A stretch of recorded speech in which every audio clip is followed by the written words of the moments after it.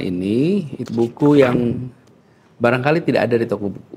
Ketika berjalan waktu, kita ketemu dengan buku ini yang bisa menjadi rujukan bagaimana komando itu disusun, komando pusat, daerah, komunikasi.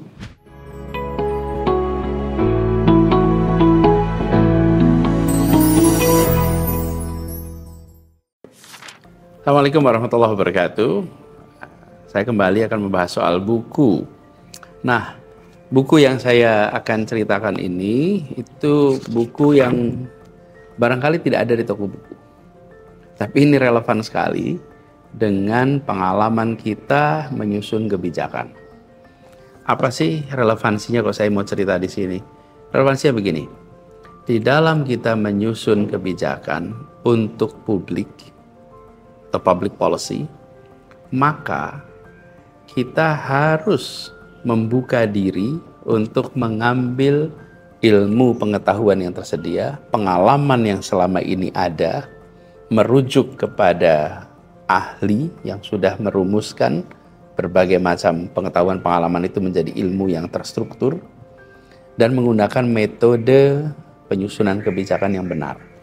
Karena itulah mengapa ketika menyusun kebijakan itu tidak boleh anggap remeh tentang buku, tidak boleh anggap remeh tentang dokumen-dokumen atau kajian-kajian. Kenapa? Nanti saya tunjukkan nih kenapa ini relevan. Yang saya akan bagikan di sini adalah buku tentang, nih judulnya, Pedoman dan Petunjuk Pelaksanaan Penanggulangan Epicenter Pandemi Influenza. Ini disusun oleh Kementerian Kesehatan tahun 2008.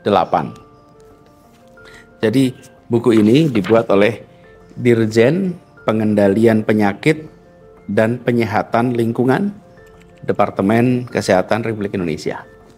Ini bukunya. Nah, jadi pada saat kita mendapatkan ancaman COVID tahun 2020, saya waktu itu ingat kita mau cari rujukan kemana ini?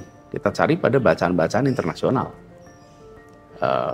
Saya ada tim kecil mencari pengalaman kota-kota di berbagai belahan dunia dalam menghadapi pandemi ini. Ada rujukan-rujukan itu. Tapi sambil jalan, ketika berjalan waktu, kita ketemu dengan buku ini yang bisa menjadi rujukan. Nah, saya ingin tunjukkan nih contohnya. Beberapa aspek ya yang sangat menarik sekali ketika penanganan COVID yang harusnya kita kerjakan. Satu, ini soal komunikasi. Di sini nih digambarkan komunikasi 5 langkah yang dilakukan dalam situasi epicenter pandemi influenza. Dan apa kata kuncinya? Kepercayaan nomor 1. Kepercayaan publik nomor 1. Jadi ketika ada pandemi, maka nomor 1 adalah bagaimana kepercayaan publik. Dan ketika bicara kepercayaan, disebutkan di sini, kepercayaan merupakan elemen yang sangat penting dalam komunikasi. Pada dasarnya, masyarakat akan mau mengikuti anjuran petugas apabila mereka mempunyai kepercayaan terhadap petugas. Lalu, ini tegaskan di sini, pemberitahuan pertama. Jika telah dideteksi terjadinya kasus, maka harus memberitahu secepatnya kepada masyarakat. Bahkan meskipun penjelasan lebih rinci belum diperoleh, masyarakat perlu mengetahui keadaan sebenarnya. Coba nih, pemberitahuan pertama, segera mungkin. Lalu transparansi. Dikatakan petugas harus memberikan informasi sejujurnya mengenai keadaan yang sedang terjadi. Tidak perlu ragu untuk menjelaskan yang sudah diketahui dan yang belum diketahui. Saya ingat nih ketika menangani pandemi COVID di Jakarta, kita mengedepankan transparansi, mengedepankan pemberitahuan cepat. Siapa yang terkena kami sampaikan. Berapa banyak, di mana, bahkan ketika jumlah kasus meninggal bermunculan dilaporkan apa adanya. Dan saya ingat tekanan yang tinggi dari unsur-unsur pemerintah lain yang menekan seakan-akan kita tidak boleh menyampaikan apa adanya kepada masyarakat. Seakan-akan kita harus menutup-nutupi. Sementara kami berpandangan, sampaikan apa adanya, supaya masyarakat tahu bahwa kata-kata pemerintah bisa dipercaya. Karena kata-kata pemerintah sesuai dengan kenyataan. Kalau pemerintah nutup-nutupi, rakyat tidak akan dipercaya atas apa yang dikatakan oleh pemerintah. Jadi data-data itu teman-teman pasti mudah sekali melihat di tahun 2020, di masa-masa awal pandemi itu, salah satu tantangan terbesar adalah bagaimana kita mau melakukan transparansi dan berhadapan dengan berbagai macam pihak yang tidak menginginkan adanya transparansi atas situasi pada saat itu. Lalu di sini dijelaskan nih pendapat dan sikap masyarakat. Ini penting sekali. Nah, ini juga yang waktu itu kita kerjakan. Kita mengadakan survei, kita melakukan penelitian tentang apa yang menjadi pandangan masyarakat supaya kita bisa menyampaikan dan kita bisa memberikan arah kepada masyarakat dengan tepat. Jadi soal komunikasi ini penting sekali, dan kepercayaan itu ada unsur kompetensi. Rakyat tahu bahwa kita yang sedang bertugas kompeten, mengerti tentang persoalannya. Yang ketiga, jujur apa adanya, tidak ditutup-tutupi. Dengan begitu mereka akan percaya. Itu satu aspek ya. Terus aspek lain ya yang saya ingin tunjukkan di sini. Di halaman 180 ini ada namanya pembatasan kegiatan sosial berskala besar. PSBB waktu itu. Dan ini bukan konsep baru, ini konsep yang sudah disusun panjang. Dan di sini dijelaskan langkah-langkahnya apa.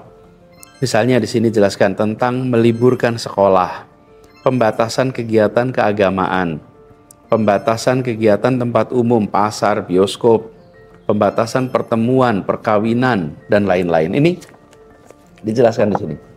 Dan saya ingat tuh di masa-masa itu ketika mau melakukan pembatasan banyak yang protes. Seakan-akan itu sebagai sesuatu yang tidak punya dasar. Padahal kita udah punya nih rujukannya.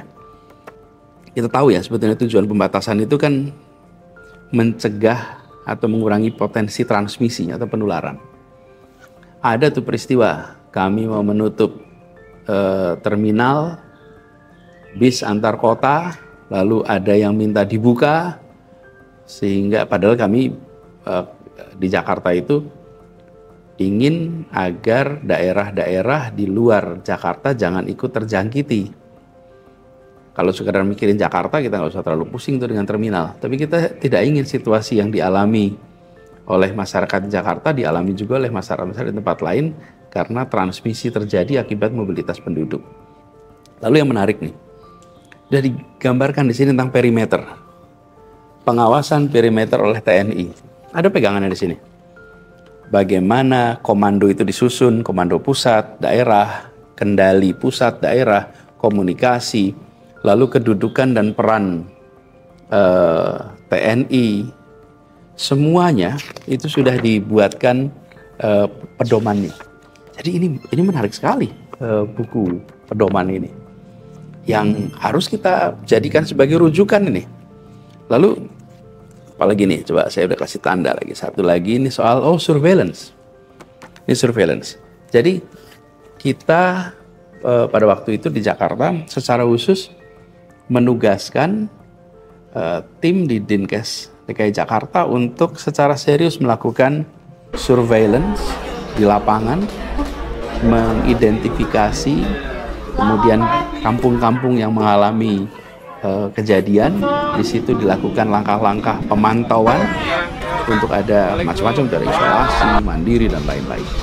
Jadi teman-teman sekalian, ini adalah salah satu contoh bahwa di dalam menyusun kebijakan public policy itu ada ilmunya, ada dokumennya, ada pedomannya. Dan ketika berada di dalam pemegang kewenangan, maka selalu merujuk kepada pengalaman-pengalaman, pengetahuan yang dirumuskan dalam dokumen-dokumen seperti ini. Hormati ilmu, hormati pakar, dan ada prinsip-prinsip yang ini semua kita sama-sama coba laksanakan ketika bertugas di Jakarta. Nah, mudah-mudahan sekarang sudah 3-4 tahun sesudah masa pandemi, kita semua bisa melihat versi yang lebih baru. Saya tidak tahu apakah Kementerian Kesehatan sudah membuat versi lebih baru daripada ini. Mudah-mudahan sudah, saya belum melihat dokumennya, dan saya berharap ada pegangan baru untuk jadi rujukan.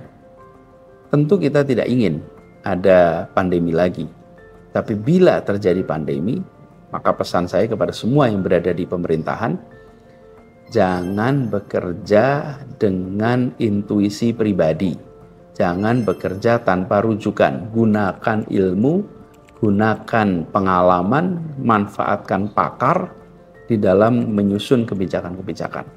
Nah, mudah-mudahan segera ada edisi terbarunya sehingga bisa jadi rujukan dan pelajaran penting bagi kita semua. Kita bisa menyelamatkan lebih banyak warga, kita bisa melindungi lebih banyak warga ketika kita menggunakan pedoman-pedoman yang sudah disusun oleh kita sendiri bahkan dalam kasus ini. Hal lain yang menjadi pelajaran dari peristiwa ini, penulisan buku ini adalah saya rasa sudah saatnya lebih banyak lagi birokrat kita, teknokrat kita mengembangkan seperti ini untuk berbagai bidang. Dari mulai bidang energi sampai bidang urusan sosial yang sifatnya bukan untuk proyek penulisan buku semata-mata, tapi untuk menyusun pengalaman menjadi pengetahuan terstruktur agar bisa dibaca oleh generasi berikutnya, agar bisa ditambahkan. Sehingga pengalaman itu tidak menempel pada orang, tapi pengalaman itu dituliskan menjadi dokumen, dan dokumen ini kemudian menjadi rujukan bagi generasi-generasi berikutnya. Dan generasi berikutnya memperkaya terus, sehingga ada proses pembelajaran lintas waktu yang memberikan manfaat bagi publik. Dan tentu saja ini mensyaratkan penyusun kebijakan mau belajar, mau merujuk kepada pengalaman-pengalaman yang tertulis dalam dokumen, sehingga proses pengayaan pengalaman itu berjalan terus. Jadi mudah-mudahan ini menjadi salah satu pelajaran bagi semua di kementerian, di pemerintah daerah, di badan-badan, di lembaga-lembaga untuk bisa memanfaatkan kesempatan menuliskan pengalaman menjadi pengetahuan, jadi rujukan bagi generasi berikutnya. Itu, semoga bermanfaat. Terima kasih. Assalamualaikum warahmatullahi wabarakatuh.